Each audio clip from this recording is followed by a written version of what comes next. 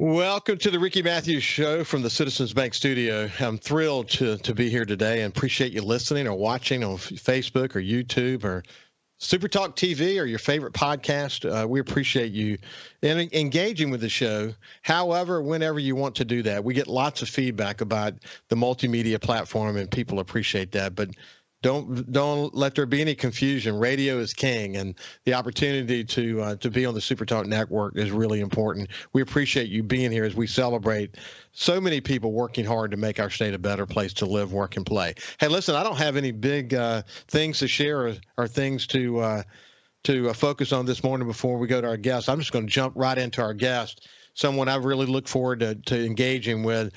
He's with the Mississippi House of Representatives, District 13, which is in Jackson County. It's my friend Hank Zuber, someone I think he's someone who's an avid listener of the show and someone I enjoy checking in from time to time. Hank, how you doing, my friend? Ricky, good morning. Good to be with you. Thank you for the job you do. I appreciate you too, man. So, man, we got a lot to talk about. You've been traveling around the world. You got a new speaker that you're close to. I mean, when you think about the relationship that coastal Mississippi legislators have with the new speaker, we're really getting started with a lot of momentum, and I look forward to chatting about that here in just a second. Committee assignments have been done.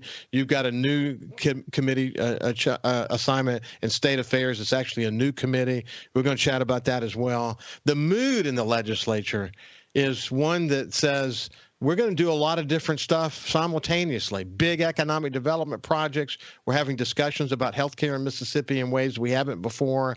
You're the chair now, still the chair of the insurance committee, among other responsibilities. You guys hit the ground running, didn't you? We did, and that's because of the new speaker we have. We talked earlier about his energy and the fact that he's willing to look at a lot of different things. And I don't know if we're going to actually have legislation that comes from it, but we've got 4 or 5 major topics just in my committee, Ricky, that hasn't been looked at since at least in the last 20 to 25 years. Wow. So I'm looking forward to it. And some of the bills that have been assigned to the State Affairs Committee is dealing with the IT infrastructure of the entire state, the networking, the ability of state agencies to be able to network with each other. CPS needs to be able to network with Chancery Court and vice versa. And then also, Ricky, the procurement process, which hasn't been updated in the last 30 to 40 years. So again, I mean, that's because of Speaker White and he has hit the floor running, and we just need to hold on and work hard and give him some information to make the right decisions. Well, my early reads on him are excellent. Really, really good. I haven't met him yet. I look forward to having him on the show soon. We're working to get that scheduled, and he's a busy dude, but I think it would be beneficial to him to join us, and we'll put him on the expanded version of our show that goes into the Mississippi Delta and Jackson as well, in addition to the Mississippi coast. But what's important is, anytime you get a new speaker, you're going to breathe new life. But as I shared with you before the show started, my early reads on him, number one, he compartmentalizes really well, which is to say he can go deep into a subject and then sort of close that file and then go to the next subject and go deep again. So he has a lot of capacity. So in order to have capacity, you got to be relatively smart. In his case, as you pointed out, he's really smart. So, it helps to have a leader that's willing to multitask in a big way. To be a good speaker, you gotta multitask, don't you, my friend? Yes, absolutely. And as I was telling you earlier, his intellect is unmatched. But again, not only that, but Ricky, he can take a topic that is very complex, okay, and he can digest it, comprehend it, and explain it to the layperson, like me, for instance, in a way that is simple and understandable. And that's a unique characteristic. A lot of people can't do that, and he's got that characteristic. Yeah, I definitely agree. And once again, not necessarily just towing the party line. I mean, there are lots of issues that we need to just have conversations about and debate in the state that could be solutions that could cause us actually to adjust our party, goals and our party priorities. Anyway, I think it's terrific. We'll get into a lot of that before we get before we get done with our conversation today. You actually recently went into Albania and Lebanon. What brought you around the world in that way? Well, as you can imagine, I get a lot of questions from people asking me the same thing. And Ricky, it's two countries that a lot of people don't go to, and their location and what's happening with the development. If you don't get to those two countries now or in the very near future, it's going to be both of them will be over commercialized, and you will not be able to experience the true nature of those countries and the culture, because the growth rate, just like Greece and Italy, I mean, it's booming. Those countries are booming because of the cost of living. People are finding out about them, and so I wanted to get over there before it was too late. Yeah, yeah. I got some exposure. I want to remember that the future pipe that was developed in on the Harrison County development Sure. corridor there was Lebanese owned, if I remember that right, because I remember one of the leaders from that company at one of our receptions gave me a bottle of Lebanese wine. If am I remembering that correctly? But and he really bragged. I know that we think about Lebanon and we think about all the conflicts and wars and strife that has taken place, but he helped me come to appreciate about it that it was a beautiful country, and with really good people. And but what was the draw? What brought you there? Well, again, it was just to see countries that usually people don't go to and experience their culture, and to see it before it's too late. Again, Yeah. I mean, Albania, I mean, as you may know, people are moving there. The construction, the tourism is increasing at an astronomical rate. But Ricky, what amazed me, a lot of Americans think that the United States is the center of the universe and that we're leading in every technology that you can think of.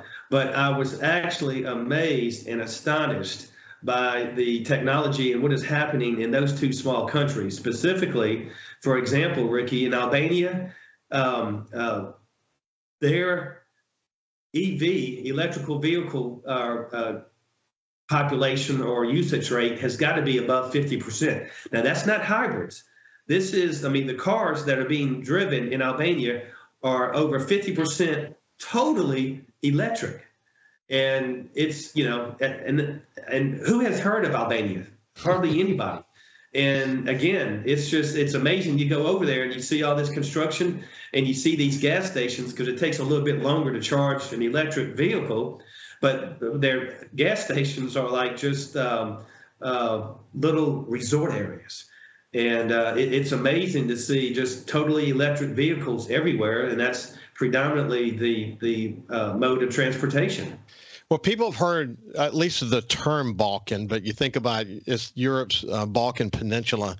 So you have a coastline, and then you have the Alps that run through. It's actually a really beautiful country, and I've not been there, but I'm obviously familiar with it. And it's great to go see something like that. I say this a lot on the show, and this is the point that you're making, that when people travel, especially outside the U.S., which I've had the opportunity to do, thank goodness, it creates a perspective, doesn't it? I mean, you get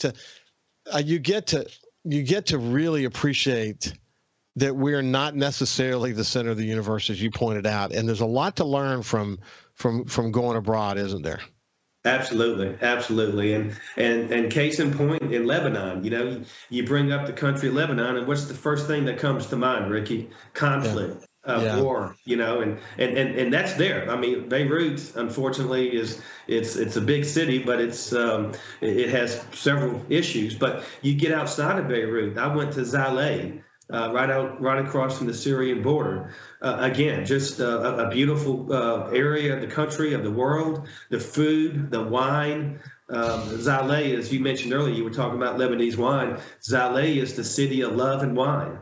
And I can see why. Yeah. But even in a country like war-torn Lebanon, all of their buildings, residential, commercial, are made out of concrete.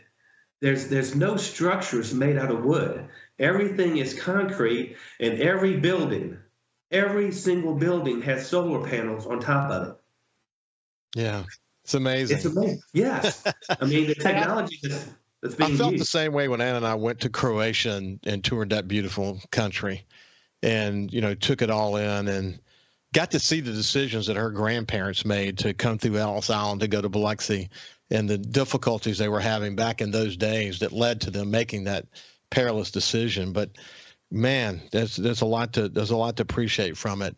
Hey, when we come back, we're going to continue our conversation with Hank Zuber. He's a representative in the House of Representatives and a leader in our state from Ocean Springs. When we come back, we'll continue our conversations, talk a little bit more about his travels, and then we'll talk about what's the latest in this sort of rejuvenized legislature that we're dealing with today. We'll see you after this. Welcome back to the Ricky Matthews Show as we continue from the Citizens Bank studio to chat with my friend Hank Zuber, who's in the Mississippi House of Representatives. He's from District 13, which is Jackson County.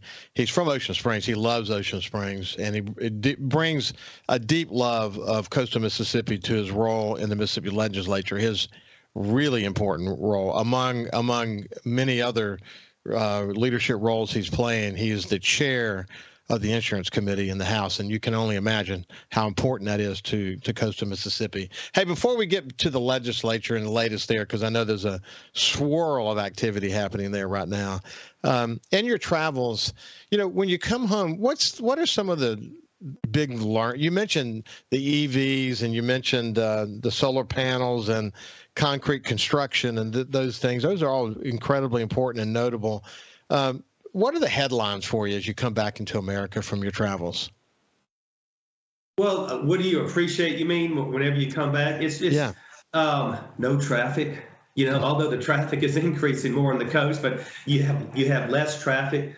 The standard of living is much higher. The cost of living is much higher, but the standard of living is also much higher in the United States. But now, to me personally, the food is better in those countries. So, I mean, you've been over there. You know what I'm talking about. We have a lot of processed food that's part of the American diet everywhere in this country, and there's really no processed food at all in Lebanon and Albania. You don't even see fast food restaurants. You may see one McDonald's for an entire city, and that's it, and nothing else. So the role that processed foods are playing in the health of Americans cannot be overstated. Excuse me. And in fact, in Mississippi, 51% of Mississippians live in rural areas.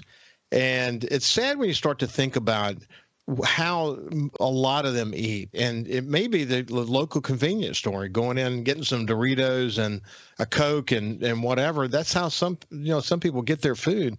It's really unfortunate. We can learn a lot from countries that are not so dependent on processed foods, couldn't we?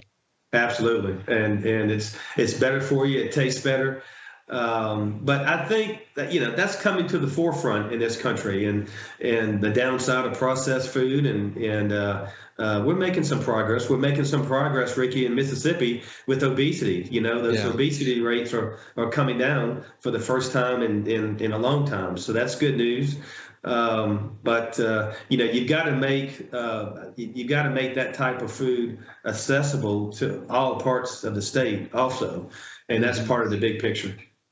Listen, when you're asked to continue to be the chairman of the House Insurance Committee, when you have a speaker coming in that's literally going to hit on a bunch of cylinders simultaneously, has a big agenda that covers a wide spectrum of subjects, he's going to depend heavily on his chairman. I get the sense, and listen, this is no slight to any prior Speaker of the House. But by no means is this a slight. I'm just speaking specifically about Speaker White. He comes into this role really driven to make a difference. And before you said yes, even though you had and you can describe your prior relationship with the Speaker, even though you had that prior relationship, the commitment you're making to him and to Mississippi to continue as a chairman, let's say the House Insurance Committee, even though that's not your only leadership role, you knew you were saying yes to a big job ahead, didn't you? I did. And just a minor correction. You're right about the broad spectrum of state affairs, but I'm no longer the chairman of insurance. I'm a member, as you mentioned, of the insurance committee, but now I am the new chairman of the new committee called State Affairs. But yes, you are exactly right. It's got a very broad spectrum, and it's going to be, Ricky, without hesitation, it's going to be one of the workhorse committees of the House. I mean, just look at some of the bills that have been referred to it already.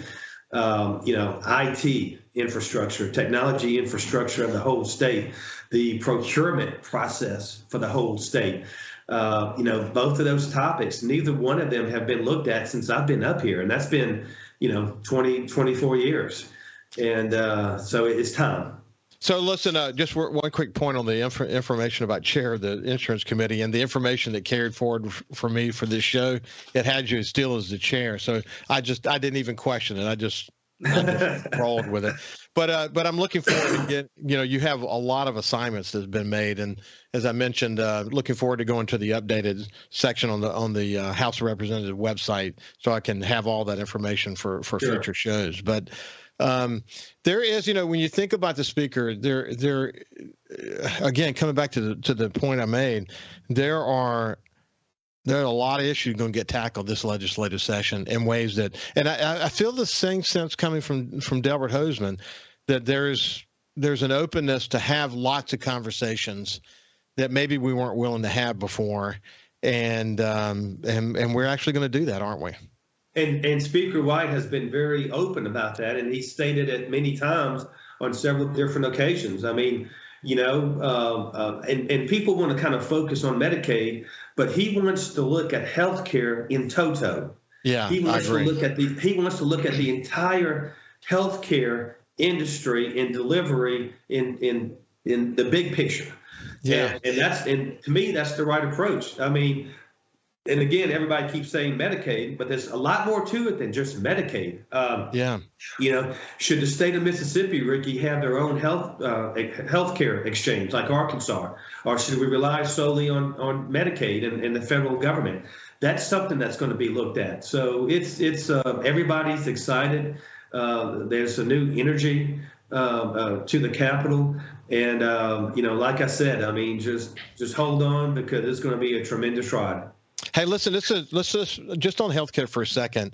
The way that I've talked about it on this show, and I agree, I've been quick to say we need to have the conversation around Medicaid expansion, and I'm conservative. I just think it's something we need to have the conversation about. But it can't be about just that. I mean, that's got to be a tool that is considered to help fill a gap. How do we understand better what the gap is? And this is why I think it's beneficial to have a speaker who comes from a rural area, because he's watching, as we all are, hospitals closing across the state of Mississippi.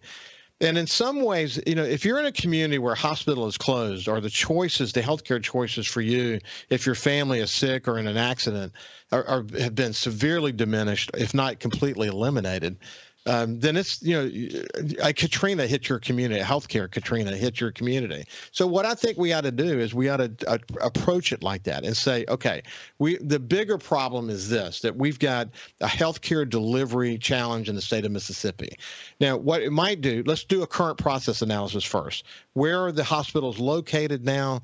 Do we have trauma centers that have direct links to triage facilities that exist in these rural areas? What's the state of the situation right now? How does payments happen? How many working poor do we actually have in Mississippi? What are some of the choices that might be available to them in terms of how do we pay for services, and so on? We need to do sort of a global look at it, and then we say other solutions that have been deployed in liberal states and conservative states, and this is what's happening in the insurance industry. This is the best practice that's happening in rural areas across the nation, which may be that we have less hospitals but more initial sort of triage facilities that have a very tight relationship with the trauma centers. We need to define what does that look like, and what we need to end up with is a re-engineered system in Mississippi that says, here is the goal. This is where we want hospitals to be. This This is where we want trauma centers to be. This is where we want critical care facilities to be, and so on. And this is how we want to pay for it. It's a combination of maybe an exchange or maybe some Medicaid expansion. Maybe it's, what's the insurance role, and so on. I mean, a global look at it. I agree completely. And like you said in the beginning, the first step is to get the right information, the right numbers and the right statistics that you touched upon. And that's going to take some time. And like you said, that big picture also includes the CON process, Ricky. That's going to be part of it. Standalone, maybe emergency clinics for the rural part of Mississippi. And it's also, and people forget this part of it too, but how do you make the private sector, private insurance, more accessible and affordable too?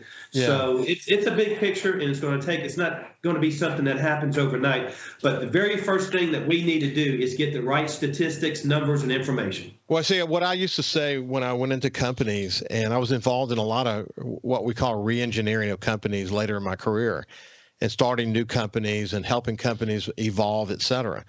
But what I would often say is you can't go to where you want to go if you don't know where you are now. So if we just have a conversation in a vacuum around any one potential solution, because there's no one solution, incidentally, there are tools that are part of the solution, Medicaid expansion just being one of those. But if we don't understand exactly where we are now, we're not going to make the best decision. It needs to be an all-encompassing current process analysis where as best the data we can get our hands on across a wide range of possibilities and platforms around the current process, how we do it now. And then we can paint a picture where we want to go. But we cannot go to where we want to go if we don't know where we are now. And that's the point that you're making. Hey, when we come back on the other side, we'll continue our conversation with Hank Zuber. We'll see you after this.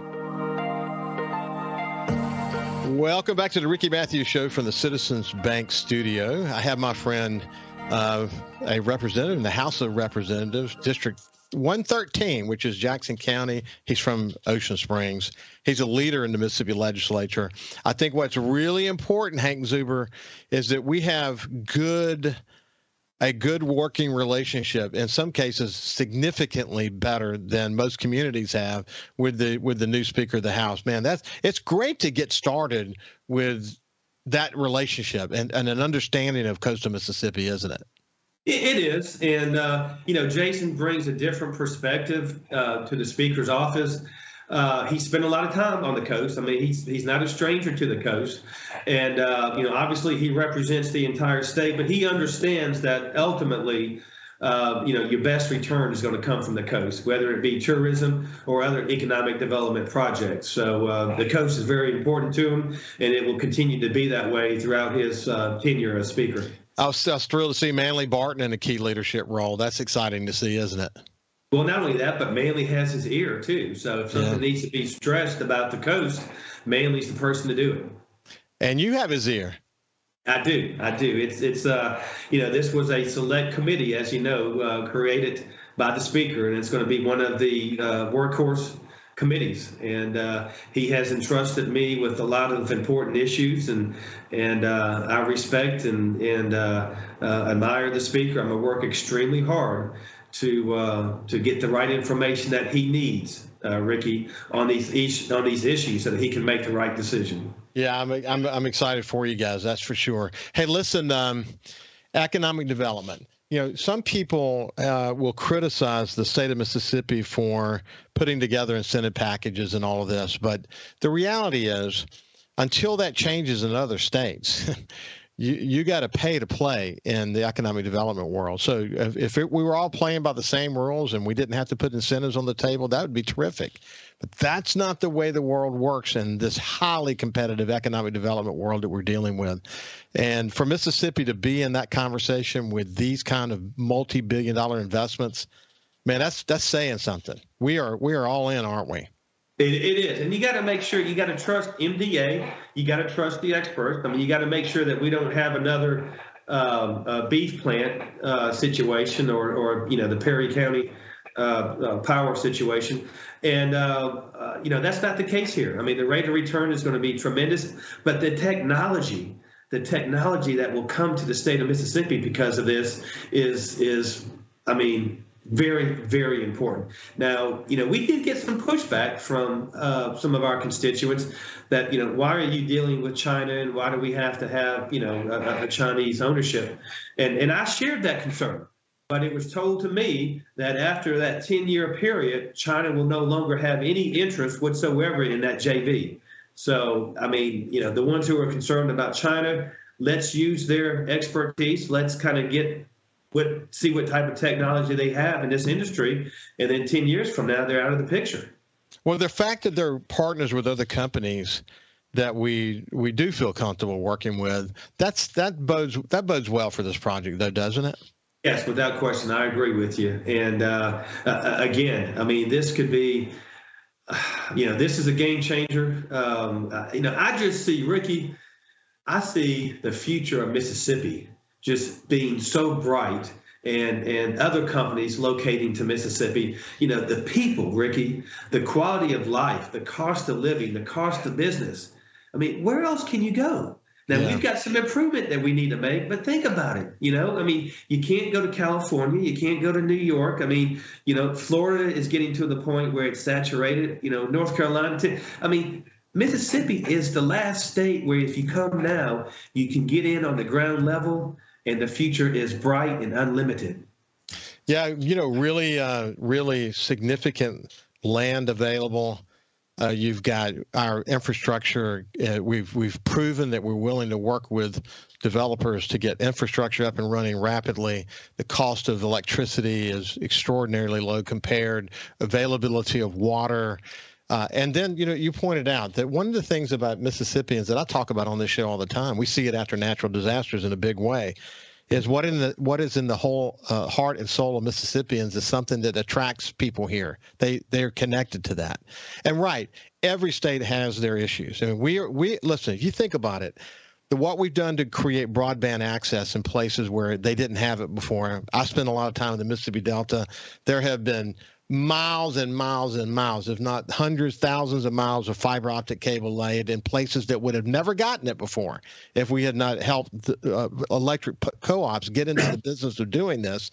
And now we have fiber optic cable, high-speed internet access going into communities that would never had it before. That's revolutionary in and of itself. And then the other moves that we're making around education, working on third grade reading level, not letting kids move into the fourth grade if they're not up to where they need to be. The things like that have really made a difference. Our universities are good. Our state community college system, especially when it comes to workforce development, is one of the best in the entire country. If not the best. Our junior college system for workforce training is unbelievable. I agree completely. So, you add all that up, and look, these are not just statements. I'm just talking off the top of my head. This is real stuff. Mississippi Gulf Coast Community College, over 50% of the students that go there now in non-traditional education, workforce development, because Gulf Coast Community College is listening, as other community colleges are doing, listening to the economic development foundation of the region and saying, these are the kind of jobs that we have available. We need people who can fill these jobs, and they're willing to turn on the dime to change the course curriculum to be able to meet that need. See, these are the things that add up over time. These are the things that begin to help convince major manufacturers and major economic development projects that Mississippi is something we ought to take seriously. And then we play ball when it comes to incentives in a way that helps us be competitive against other states. And that's the way we win. And we've won before, we won recently, and we're going to win again, aren't we? I agree. We're going to continue winning. And most of our citizens, Ricky, don't even hear about the lesser or the smaller economic development projects like Milwaukee tool manufacturing in the northern part of the state, or the number of solar panel farms that are coming to Mississippi, adding value, adding ad valorem tax value to our properties and our real estate, which helps the school districts and 16 section land, and it goes on and on and on. The future of Mississippi is bright, and it will continue to be so. Well, it's we're playing ball, and I've heard the criticisms about not having development west of I-59. And so I think there's two things I'd say to that, and I'll get your comment about that. The first thing is simply that companies are going to choose to go where they go because there are resources there that they can use, especially workforce. That workforce is huge to that, but there's a lot more to it than that. It's infrastructure, availability, all those things. But what I would say is that, because I spend a lot of time in the Mississippi Delta, it's largely, very largely a farming part of our state.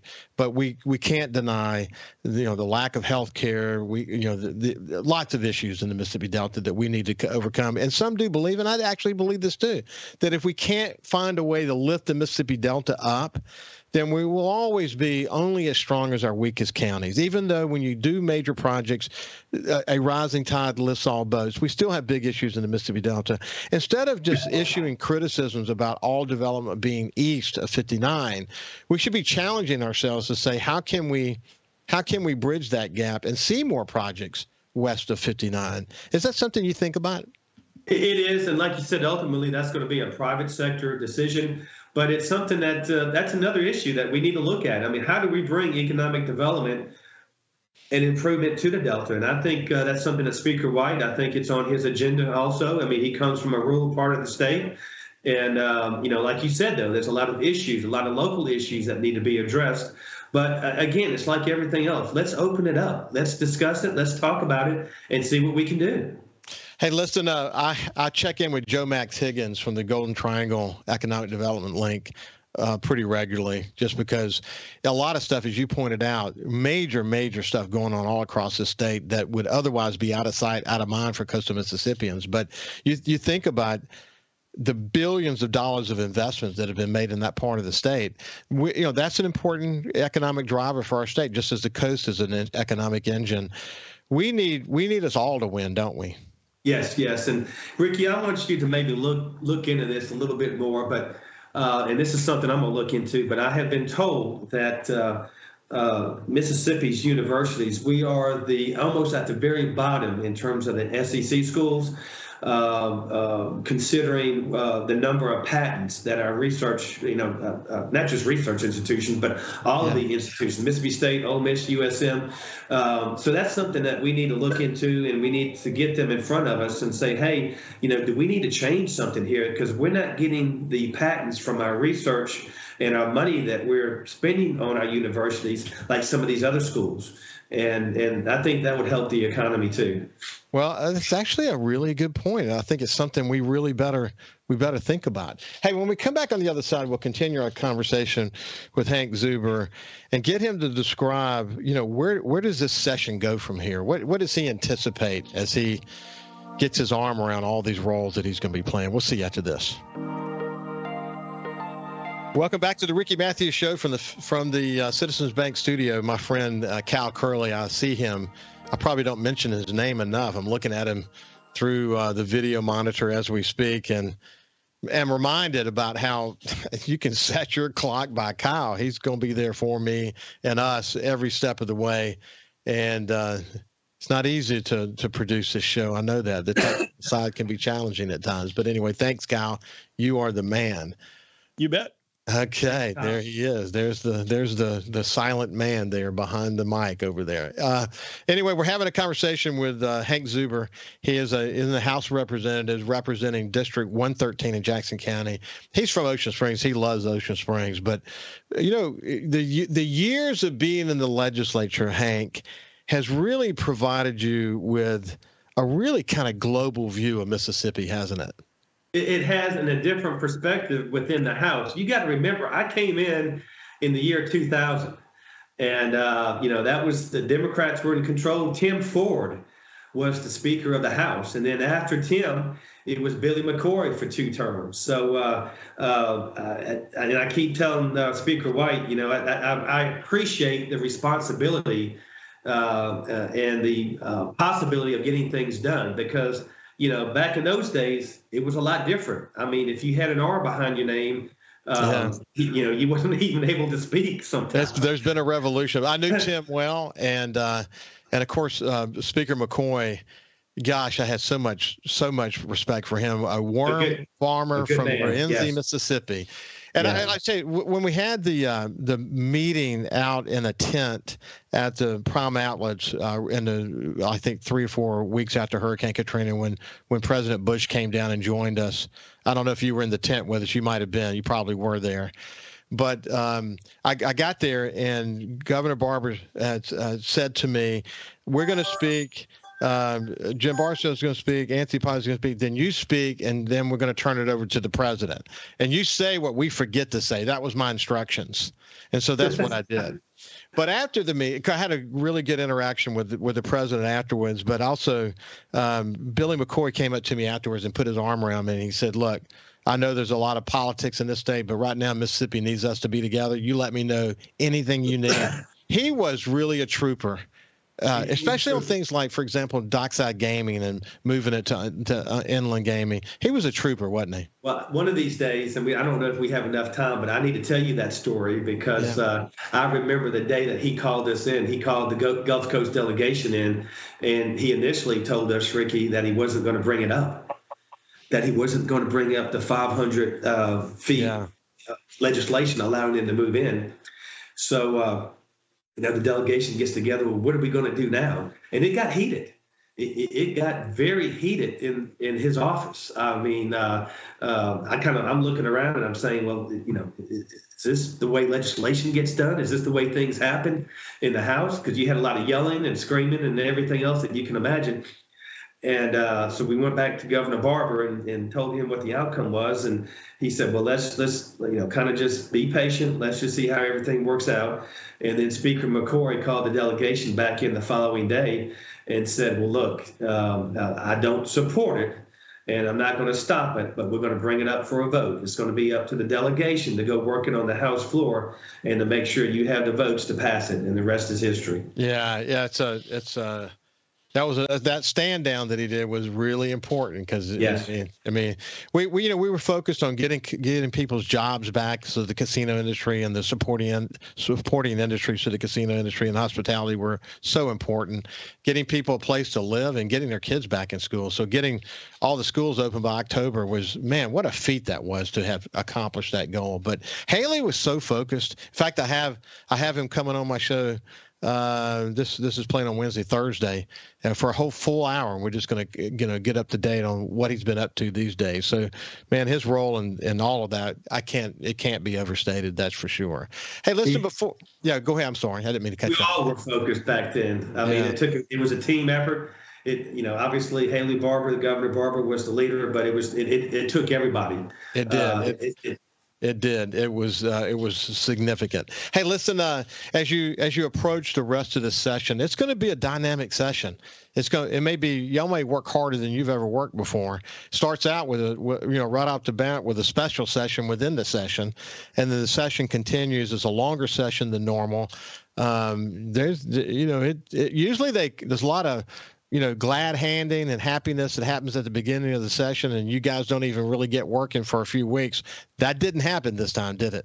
No, we took off running, and like I said, just with my committee, the State Affairs Committee, and we may have mentioned this before, but we're going to look at the whole IT, information technology infrastructure of the entire state.